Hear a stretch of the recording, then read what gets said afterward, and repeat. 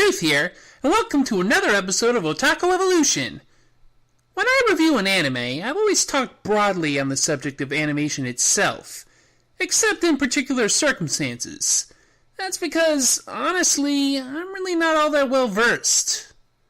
As I understand it, Japanese animation often compensates for its lower frame rate compared to Western animation with stylization tactics, for reasons of budget, time, and tradition.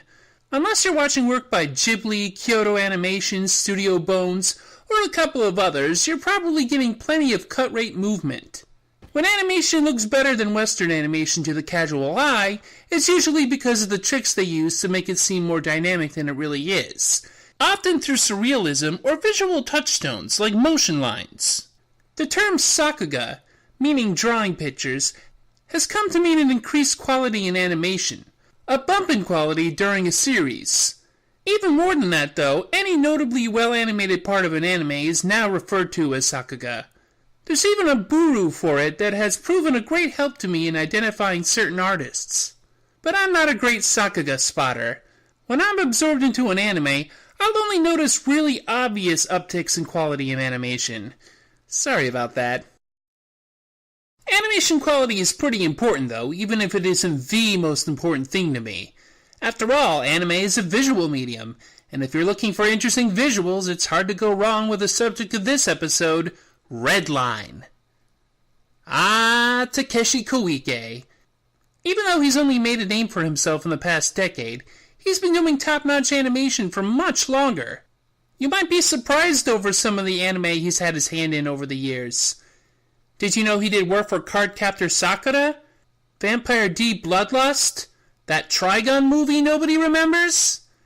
And of course, that short in the Animatrix. In recent years, he's contributed to the Lupin the Third franchise by directing the animation in The Woman Called Fujiko Mine and directing 2 follow-up movies. His sense for kinetic visuals has been a boon to the industry. Redline was his first time directing a feature film, and the movie is like an explosion of visual energy blasting you in the eyes at every moment. This is because of his keen vision, as well as work from artists like Takafumi Hori. Watching this movie is a real experience. Expect at least 2 of your senses to be overwhelmed. So then, what is Redline about? Oh, the things it's about. It's about so many things. It's about all the things. Great things. It has all the best things. I want to have great things, and we'll all have great things watching the great things in this It's About a Race. And that's pretty much it. Racing. Vroom vroom. That's about it. I don't think Redline has ever been lauded for its abundance of plot.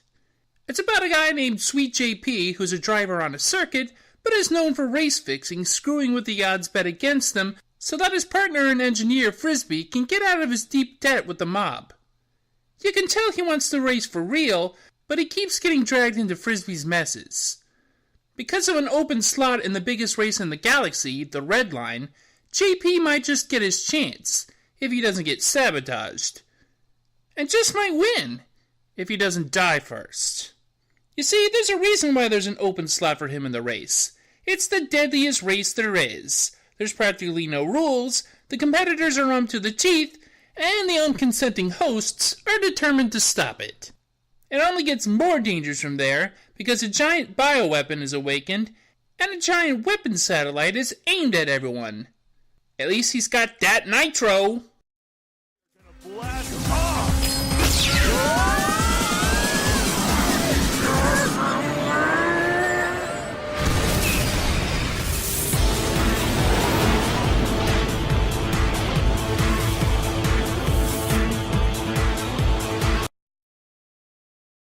But just who are these competitors? Well, don't bother to learn a lot of their names because most are just there to fill out the ranks and provide color. There's Sonoshi McLaren, also known as Cherry Boy Hunter, the secondary protagonist and love interest, who's been training to race since she was a kid and has had to struggle to get where she is. JP used to watch her race, but she doesn't remember him. There's the fan service twins with the racer that turns into a boob robot. There's the corrupt cop who takes excessive force to a new level. There's the bounty hunters that seem to be stylized after a superhero sidekick team. the giant robot/car and current champion, and then there's others that don't really matter. They probably should have developed a few of these characters a little more. We do get a bit of a peek at their personalities in the pre-race television segments, though, which I thought were pretty clever. I think there's a lot more personality in the Robo-World higher-ups, the president and his war cabinet. They're constantly looking for ways to stop the race, but things never seem to work out for them. Colonel Volton is especially frustrated by the incompetence of his subordinates, and the president is losing his patience with the whole thing. Attention, soldiers of Robo-World! I want all units to suit up, scramble, and intercept the racers at Zone 7X! Did you mean all units, or just a couple? When I say all units, that means all! Manny? Bring me everyone. What do you mean, everyone? Apropos of nothing, am I the only one who thinks JP's mechanic with the forearms is actually the Boiler Man from Spirited Away? I guess he got tired of working for Yubaba and decided to go into auto repair. Maybe he took a class at the local learning annex. Or perhaps he took Sally Struthers' advice and used ICS. You can get your diploma or degree. But I digress. One of the things I like about this movie is how everything just kind of escalates further and further up until the last bit where it's just JP and Sonoshi versus Machine Head for the finish line. The Redline Committee certainly chose an interesting venue for their race because it all climaxes in a burst of light and celebration that leaves no room or even need for an epilogue.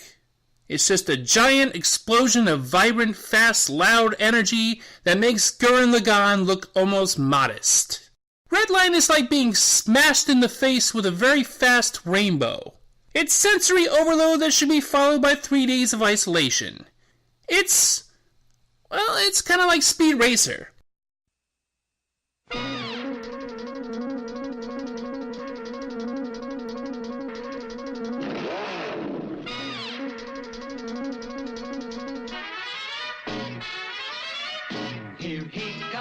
Here comes Speed Racer, he's a demon on wheels. No, not that Speed Racer. This one!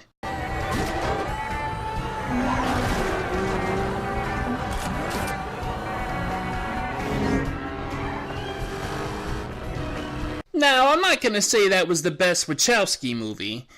It's more like the only good one. Suck it, The Matrix. Do you have John Goodman fighting ninjas? No, you do not, sir! Also, Christina Ricci is fucking dazzling in that. Every one of the 7 years it took to develop this movie shows in nearly every shot. All 100,000 handmade drawings.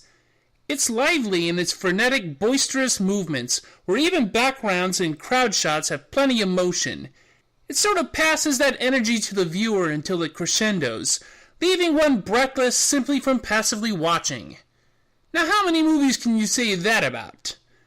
I cannot be more clear. You need to watch Redline.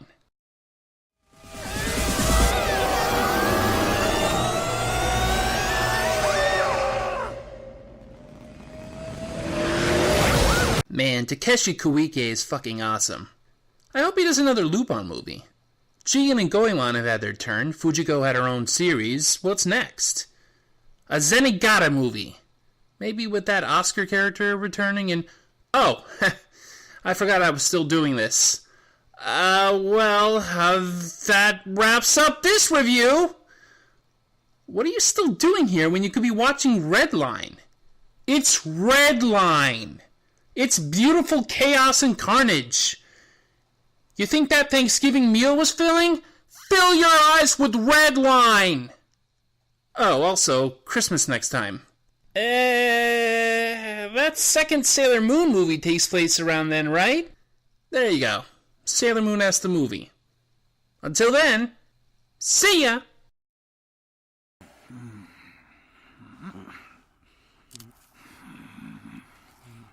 Gory Rider, you motherfucker!